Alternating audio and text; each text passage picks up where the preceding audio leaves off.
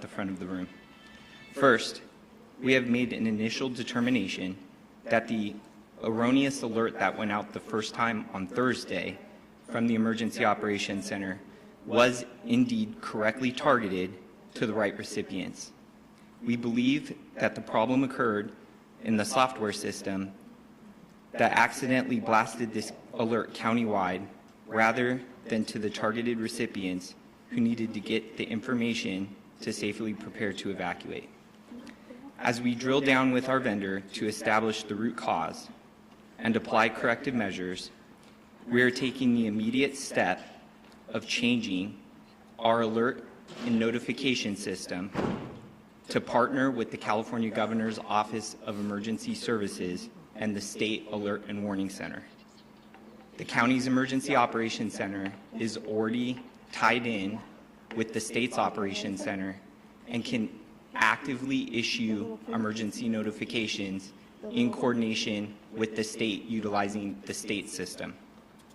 Second, on the issue of the echo alerts that continued to go out countywide yesterday after the first erroneous alert was corrected, we've been working tirelessly with FEMA, the FCC, the state, and our region's telecommunications providers, and we've made the preliminary determination that the echo alerts happened as cell towers came back online after they were knocked offline due to this disaster.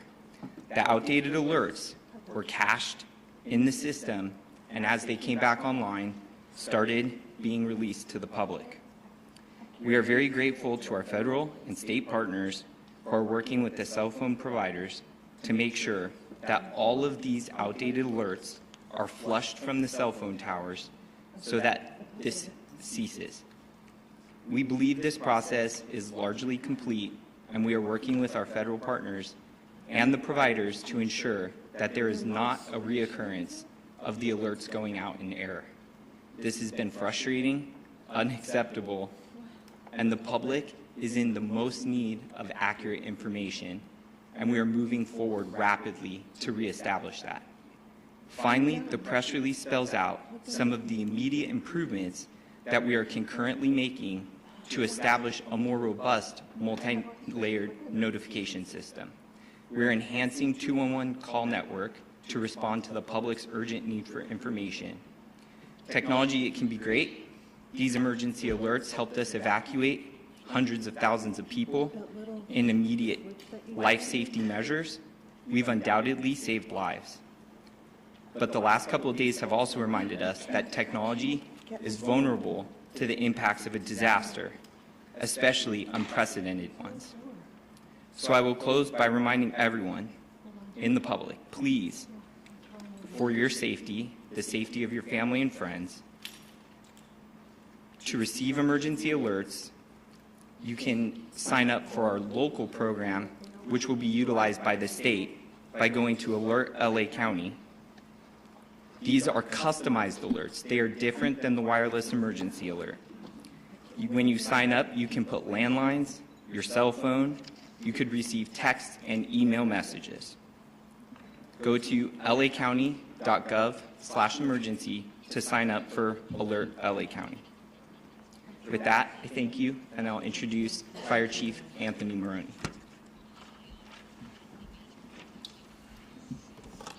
So good morning. I will be providing an Eaton Fire update. The fire is now estimated to be 14,117 acres with 15% containment, with over 7,000 structures damaged or destroyed. We have 2,832 personnel assigned to the incident, and it is static at this time. Elevated to critical fire weather conditions are predicted to continue through Wednesday.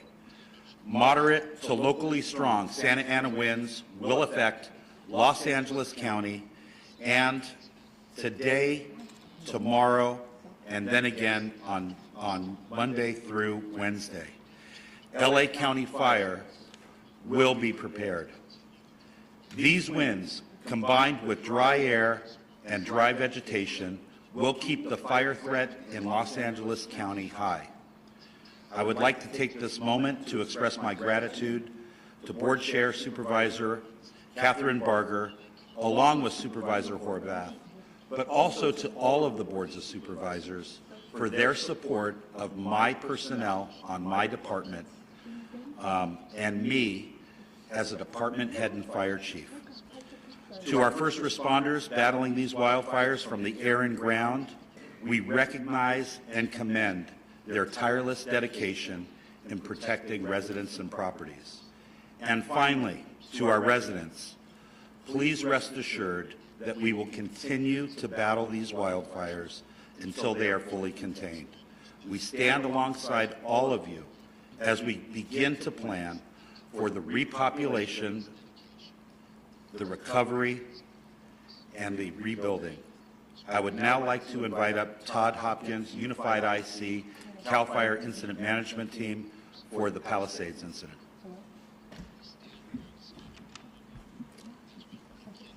Good morning. The Palisade incident is now at 21,596 acres and 11% contained. It is being in Unified Command with CAL FIRE Incident Management Team 2 coordinating the efforts. Ground crews and aerial assets worked through the night in the Mandeville Canyon area, creating containment lines and protecting structures, continuing a full suppression effort. Approximately 100 engines were surged into that area for direct suppression efforts and for structure defense. 6 night flying helicopters were utilized all night, and additional night flying resources were also ordered. It was an approximate 1,000 acres in growth last night in the Mandeville Canyon area. Early estimates from an aerial reconnaissance indicate approximately 5,316 structures have been destroyed. And please, what I want you to remember is that structures does not mean homes. Structures can be homes, outbuildings, RVs, automobiles, or other types of things like sheds or outbuildings. Damage inspection teams have been in the field surveying properties. As of this morning, it's confirmed 426 homes have been destroyed. We still have over 105,000 citizens that have been evacuated. There is a fire weather watch being issued for the next 72 hours. And tonight, there will be a community meeting at Calvary Westlake Church at 6:30 p.m. tonight. The address for the meeting is 5495 Via Rocas in Westlake Village. And next, I would like to introduce LA County Sheriff Robert Luna. Thank you, and good morning. So this morning, our staff at the Los Angeles County Sheriff's Department has increased to approximately 700. We continuously bring people in. We've shifted to 12 on, 12 off shifts in patrol, and we will continue to reevaluate that as the needs come up, not just in our area of responsibility, but the entire county of Los Angeles and our partner law enforcement agencies' needs. Just to reiterate, our missions include hard road closures, traffic control points, roving security, welfare checks, evacuations as needed at the request of our partners at fire. And from what I'm told currently, we are not performing any evacuations, but that can change at a minute's notice. And we're doing escorts for essential service needs like animal recoveries, medications, and things of that nature. Now, I want to take a couple of minutes to explain this so that hopefully everybody understands. An evacuation order versus warning. And I want to put this out to our community, some of them who have been significantly impacted. And we're trying to have as much empathy as we possibly can, but safety does come first. I would like to reemphasize that an evacuation order is a mandatory directive for residents to leave the area immediately due to imminent danger. Wildfire, floods, anything of that nature. Failure to heed our warnings can put individuals at risk and potentially interfere with emergency response efforts. You've heard me say it the last couple of days. Every miraculous story of a rescue, or tragedies that we're encountering, the majority are people who did not heed the warning to leave or the order to leave. Failure to heed these warnings, I already talked about that. Evacuation warnings are precautionary alerts informing residents that they should be prepared to evacuate as the situation may worsen, so you've got to be ready to go. A lot of people are coming back saying, hey, I need my medicine. Please try and remember, and I know it's chaotic, it's stressful, it's not easy.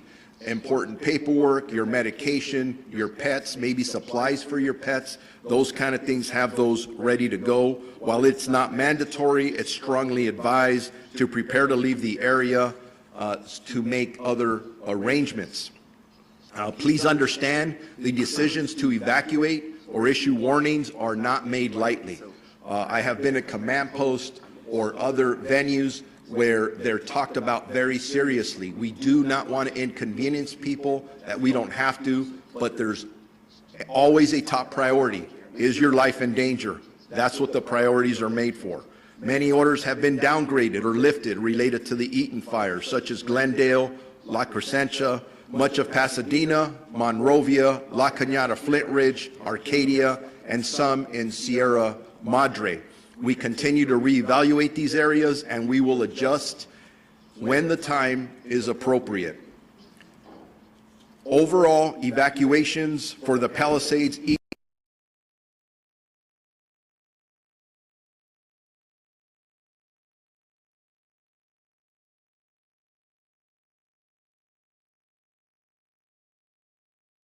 under the evacuation orders, and approximately 57,000 structures are still at risk. Regarding evacuation warnings, approximately 166,000 or a little over 166,000 residents are under evacuation warnings. I'm going to switch now to the curfew order that we have in place. A curfew order was established for the Palisades and Eaton fire areas in all mandatory evacuation zones. That will be in effect from 6 p.m. to 6 a.m. until further notice. That is something else we continuously will be evaluating. This curfew will be strictly enforced and is being taken to enhance public safety, protect property, and prevent any crime, specifically burglary or looting, in areas where residents have been evacuated. Many times when we're trying to evacuate people, their number one concern is somebody going to break into my house? They shouldn't have to worry about that because they're worried about so many other things. This is trying to assist them. We ask that all individuals comply with the curfew and stay clear of the affected zones unless you are authorized personnel or emergency responders. We have people driving up and around trying to get in just to look. Stay away. Anyone found in violation of this curfew will be subject to arrest for a misdemeanor offense under the county code, and conviction may result in a fine of $1,000 or jail.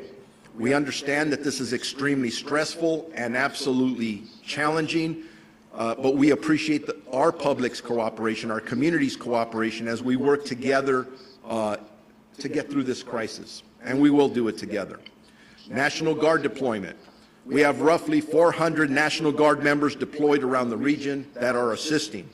Not only us, but our partners at the Los Angeles Police Department, Pasadena Police Department, Santa Monica Police Department, Azusa Police Department, Arcadia and Sierra Madre Police Departments. They're assisting with road closures and critical infrastructure missions.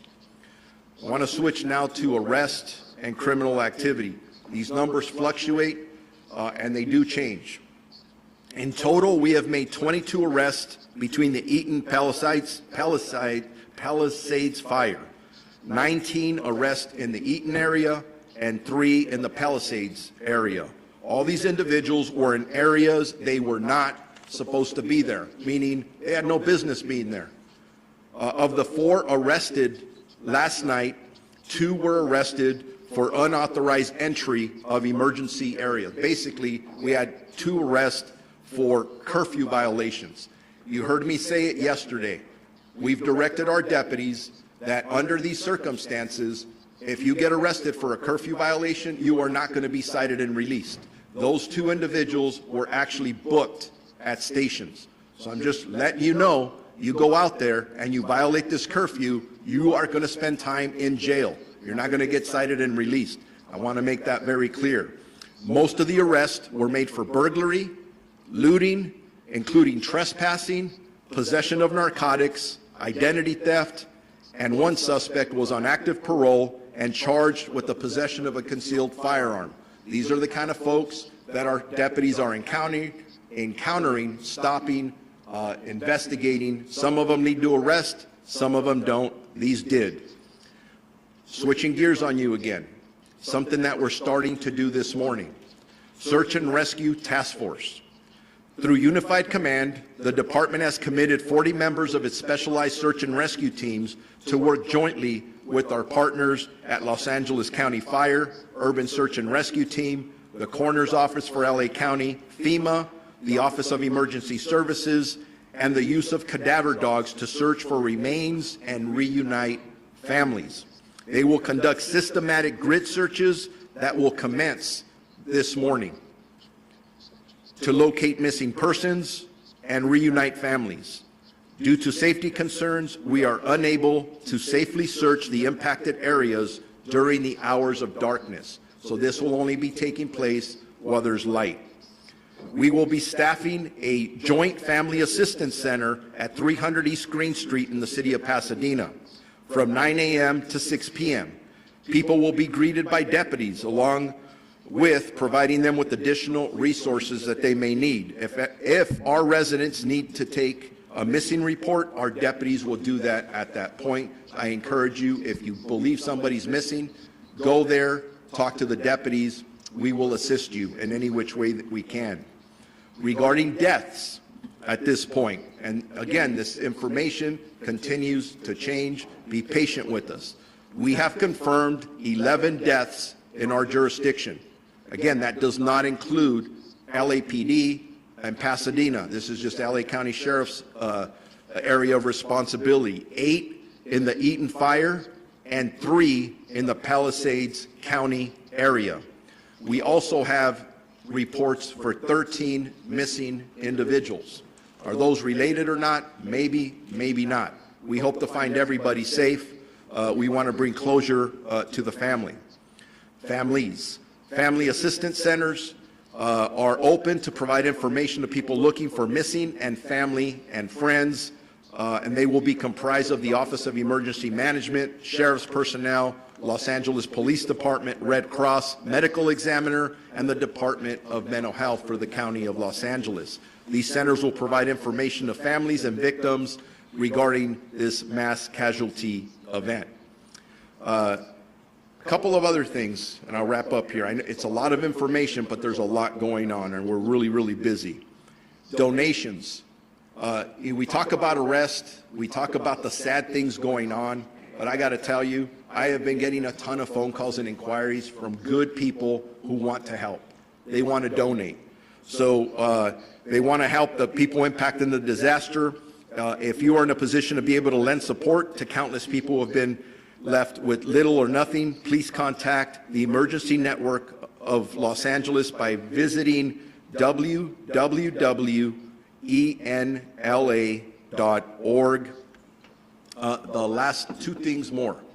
One, if you haven't heard, we were scheduled to have an NFL playoff game here Monday night at SoFi Stadium, the Rams versus the Vikings. The decision was made to move that game. It is now going to be taking place in Glendale, Arizona. I'd really like to thank the NFL and Stan Kroenke, the owner of the Rams, who looked at the situation and understood that that would be a draw on more resources, both from the LA County Sheriff's Department, the Inglewood Police Department, LA County Fire, and other law enforcement partners. We're in the crisis. Those resources need to go elsewhere. Last thing I will mention is if you need more updates on evacuations or road closures, please visit lacounty.gov/emergency. And with that, I will now be introducing Board Chair Supervisor Catherine Barger. Thank you, Sheriff Luna. Yesterday morning, the federal government declared a federal public health emergency. And in alignment with the federal government, Los Angeles County Public Health has done the same. Among other things, this emergency will assist with staffing ratios at our medical facilities, both residential and at our hospitals, and ensure displaced residents have access to the necessary medications and prescriptions. In addition, there will be a focus on the health and safety of our first responders to ensure that they remain healthy while they are protecting our communities. All of the emergency proclamations I have signed as the chair of the board, along with our local public health emergency declaration, will be ratified on Tuesday in our motion that I have co-authored with Supervisor Lindsay Horvath. We have received an overwhelming amount of support and outpouring of assistance from all corners of the county, state, and quite frankly, the nation. It is paramount that we appropriately harness and utilize these resources to maximize the benefit to the impacted residents to address their most immediate needs. And let me go off script for a minute. Last night when I got home, one of my dear friends lost everything. And I went on the GoFundMe page that was set up by his family. And I was shocked to find out that to give $500, they were going to charge me $95. So I'm going to be reaching out to the CEO of GoFundMe to find out if at the very least they can cut the cost in order to ensure that the money goes directly to the family. I think it's important for us to recognize that I know it's a company and they deserve to be able to pay for their overhead, but at the same time, we are in a crisis. These families are suffering. So again, I'm going to be reaching out to the CEO of GoFundMe to ask him to, at the very least, slash the amount of money that's costing to give to people in need.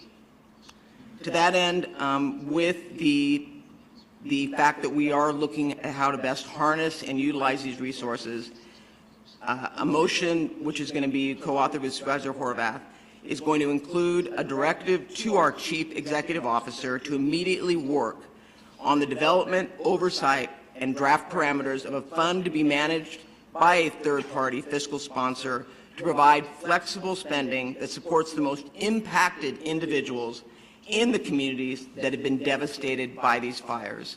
On that note, I also want to take a moment to emphasize to our constituents that we will be here during the recovery process every step of the way. I've talked to people that want to know when they can begin to rebuild. I'm directing our county departments to set up local assistance centers for residents who've lost their homes. These will be one-stop shops for resources on the ground and in the community. We are here for you, and we will be here for you throughout the entire time it takes to restore our neighborhoods impacted by the fires. We are going to rebuild LA, and we're going to rebuild it in a timely fashion. Lastly, I want to mention an important resource for those who've been displaced and in need to begin the claims process. All our LA County libraries and their staff are available for displaced residents to use computers and internet access to complete the FEMA and assessor claim forms. We have also engaged the assessor to provide a warm line for the library to get questions quickly answered and resolved for residents. I continue to work with FEMA to address the problem that has occurred when people apply and they check the box that says they have insurance. Their claim is automatically denied. FEMA is aware of this glitch and is working to correct it. As soon as we get an update, I promise you we will provide that information. But I encourage everyone to go to any one of our libraries or go online if you have access to a computer to begin the claims process with FEMA. And if you have any issues, be patient. We are working day and night to make sure that we get you the answers. With that, I would like to turn it over to my colleague, Supervisor Lindsay Horvath. Thank you, Madam Chair. I really appreciate your strong, clear, and resolute leadership in this time of crisis. I know that people are concerned, and the united partnership of everyone standing here this morning is essential to ensuring that everyone remains safe and that we are able to move forward towards recovery in a united fashion. LA County had another night of unimaginable terror and heartbreak, and even more Angelenos evacuated due to the northeast expansion of the Palisades fire. I want to thank all of you who have and are swiftly evacuating. Your cooperation is essential to keeping you, your loved ones, and our first responders safe. The evacuation order from last night includes Sunset Boulevard north to Encino Reservoir, from the 405 freeway west to Mandeville Canyon. The evacuation warning area is the south border is Sunset Boulevard east, Bellagio Road, Roscomari Road, north Mulholland Drive, and west 405 freeway. On the south, Mulholland Drive and Sepulveda Boulevard, east 405, north Ventura Boulevard, and west Louise Avenue. And this area includes the Encino Reservoir.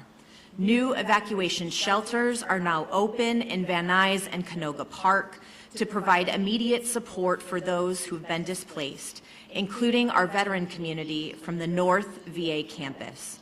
Overnight, the American Red Cross and field teams from every city, county, state, and federal district were mobilizing on the ground to help move safely our evacuated residents into safety. It was simply astonishing seeing people come together in these wee hours to protect our residents. I want to thank those who are on the front lines who work tirelessly to respond to fires that threaten our Topanga community.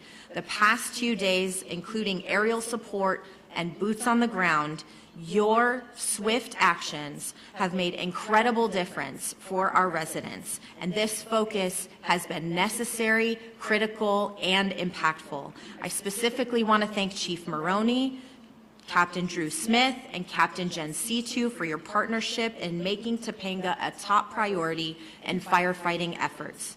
In response to the ongoing fire, we've declared a local health emergency, as the chair shared, and this is effective county-wide. This also includes prohibiting the use of power air blowers, which can spread harmful ash and smoke particles. And the motions that Supervisor Barger indicated also include a funding program for those impacted. We know that while we are fighting on the immediate term, we also know longer term we have to start getting those systems in place. We are hearing the concern from our residents that we won't be able to move swiftly, so we are working in a coordinated fashion to ensure the systems that need to deliver for our residents are working together, and that we are securing the resources to swiftly get them to our residents. We're also urging residents to avoid ocean waters from Surfrider Beach to Dockweiler State Beach due to contamination caused by the fires. Please prioritize your health and follow these guidelines.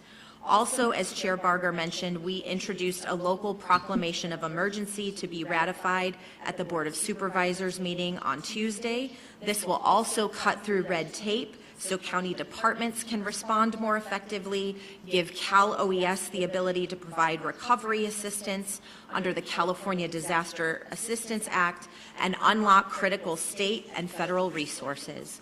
At my request yesterday, Senator Schiff reached out to Secretary Mayorkas and FEMA to investigate the emergency alert issue that Director McGowan spoke about. And I want to thank the Senator, the Secretary, FEMA, and the White House who communicated directly their immediate partnership with us to diagnose and address the telecommunication errors. We know this issue is serious, it is frustrating, it has added chaos to an already catastrophic crisis. Some mobile carriers have confirmed that the issue is cleared on their systems. We are waiting for that confirmation from additional mobile carriers, and we will continue to fix this issue. I know these are incredibly challenging and devastating times for our community, but I want to remind everyone, we are here for you. You see partnership in every shelter, incident command post, and across our resilient and beautiful county. Together, we will rebuild and recover. Remember, all mandatory evacuation orders and warnings, in addition to all emergency information, can be found at emergency.lacounty.gov. And some of the statistics that you've heard on arrests and acreage and others are focused on the statistics that LA County provides. We also know that our local partners in the city of Los Angeles, the city of Pasadena, the city of Santa Monica, and others have their additional statistics as it relates to arrests and the work that they are doing on the ground. We are working in a unified command situation, and we want to make sure that the information we are providing you is accurate. We appreciate our partners who are working with us collaboratively to ensure the safety of all. Please continue to check and follow all evacuation orders for the safety of you and your loved ones. Thank you.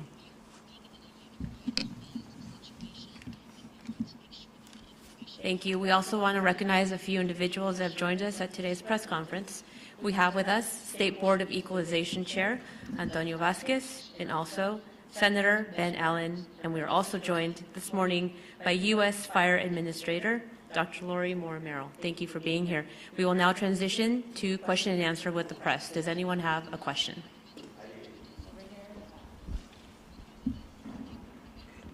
And oh, sorry. This is for the sheriff. Can I just take this so it's on camera? Okay, thank you. Some communities that have been closed off, such as Altadena, are letting residents back in to collect important items from what remains of their homes. They were told that they'd need to present important paperwork to get back in, but some residents we've spoken to say that they lost those documents in the fire. What should those residents do to get back to their homes? Well, number one, I feel for anybody who was impacted by this event. So I would recommend that they go to the Family Assistance Center that we've set up. I can give more information at the end about the location. I think I gave the address sooner, but please go there, engage our employees, and I can assure you we will do everything we can to assist them with their critical needs. But I do want to repeat something. I know people are frustrated. Any of us would be frustrated if you want to get back to your own home. When we say you can't do this, it is based on their safety and the safety of others trying to get in and out. So be patient with us. As soon as we can get people safely back in, it will be a top priority for us. Thank you for the question. Right here in the middle. And please, when you're asking your question, if you can state your name and which media outlet you're with. Simon Bowie, CBS Network News. A couple of questions.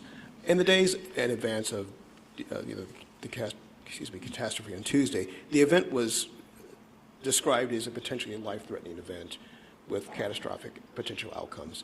I'm curious to know if there were any efforts taken on behalf of county officials, especially considering what's happened to Altadena, in advance of the event, to request assistance from other municipalities throughout the state or other states in general to send fire apparatus to us. And was that done?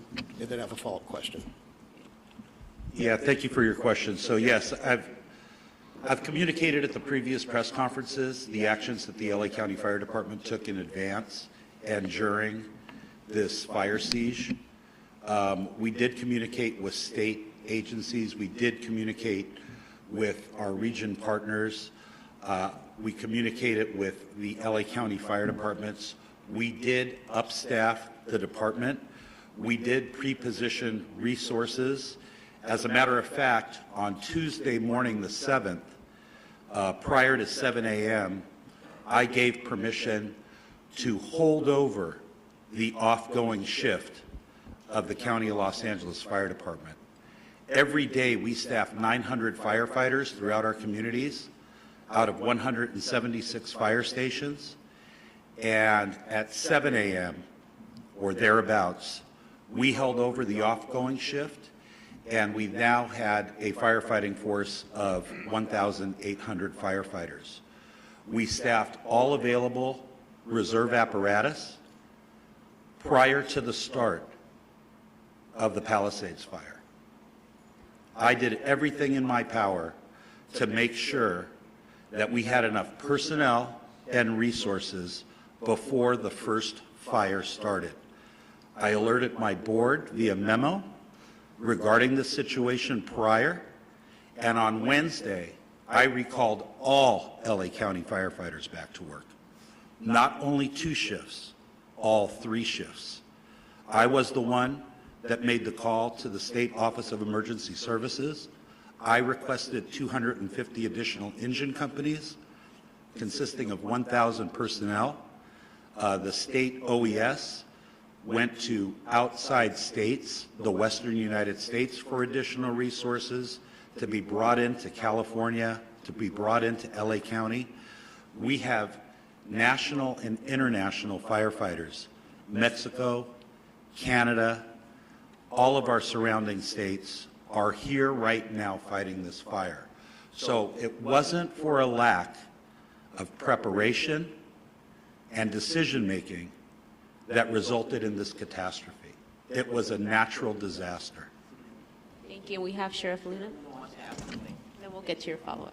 Yeah, thank you, Chief Maroney. I just want to add from the law enforcement side and really from the county family side, and I'm going to start off by really talking about Kevin McGowan, who's back here, because he's our Director of Office of Emergency Management, and he had all county departments on a phone call as we were getting the weather updates. And as we were getting them, they were getting worse. So obviously we did everything we could to plan for the worst. I don't think any of us anticipated it was going to be this bad. And as you see, we're making history here, and not all for the right reasons, right? From a weather perspective, climate perspective, and all those things. But from the law enforcement perspective, we made sure that we had our resources in place. I was on the phone with the chief of the Office of Emergency Services for the state. We were in communication with the California Highway Patrol. We were already putting things in place along with our other partner law enforcement agencies in LA County, which includes my multi-daily conversations with Chief Jim McDonald from the Los Angeles Police Department. So there were a lot of things going on, a lot of moving parts. But remember this, for anybody who's watching, we weren't dealing with one fire. We weren't dealing with 2 fires. We were dealing with multiple incidences all around our county. And I got to tell you, from a first responder perspective, we're still answering 911 calls. We are still responding to people who are asking for help throughout the entire county of Los Angeles. So I'd just like to throw this out. And you're going to ask tough questions. We need to answer those tough questions. But man, I'm telling you, I am so proud, and I could speak from the policing side of it, our deputy sheriffs, because most of them haven't had a day off.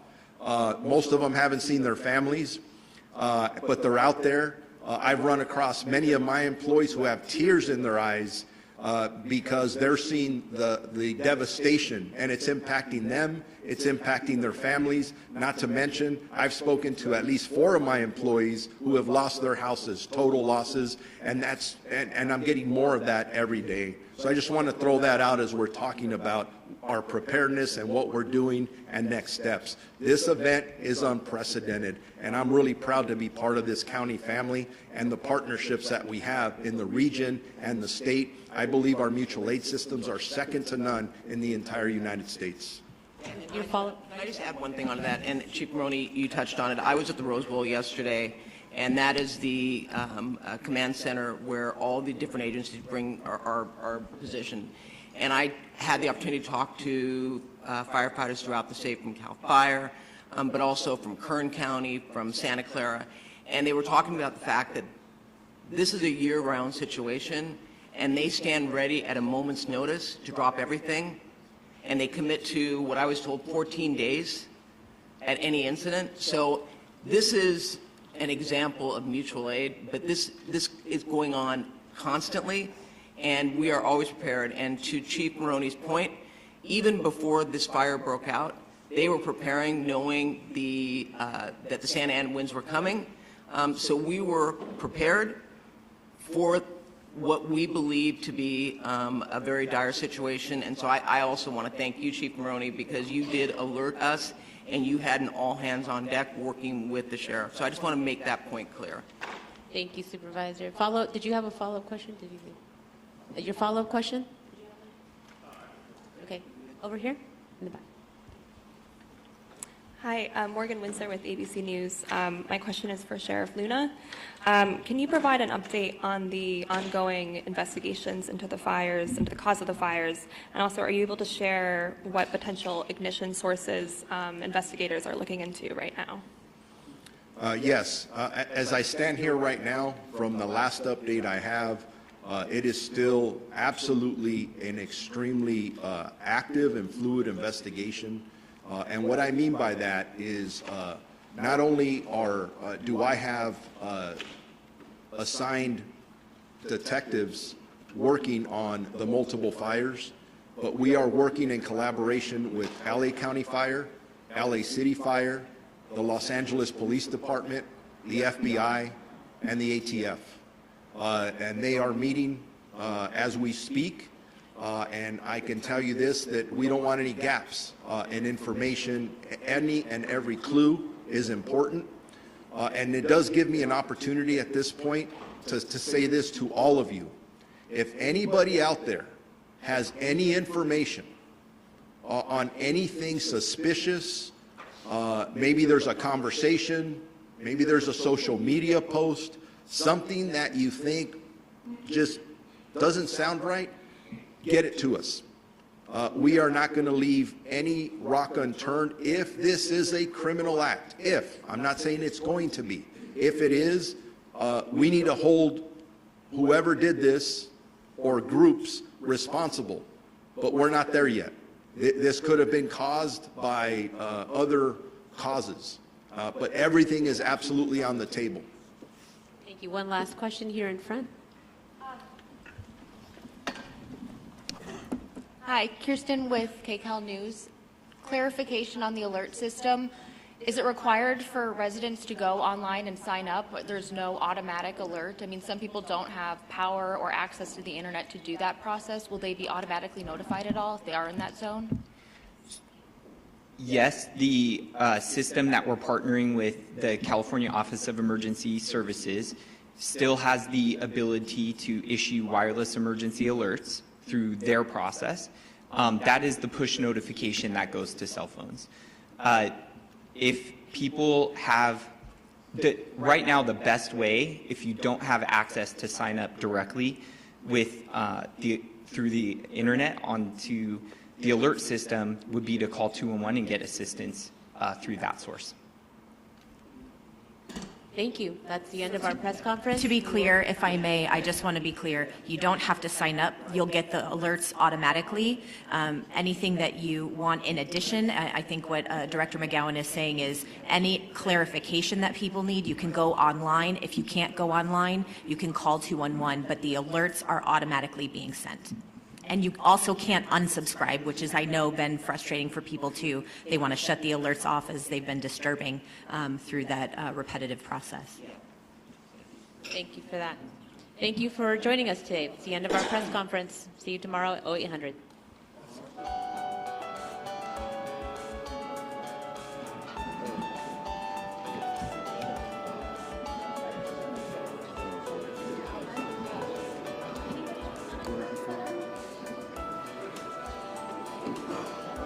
Hmm.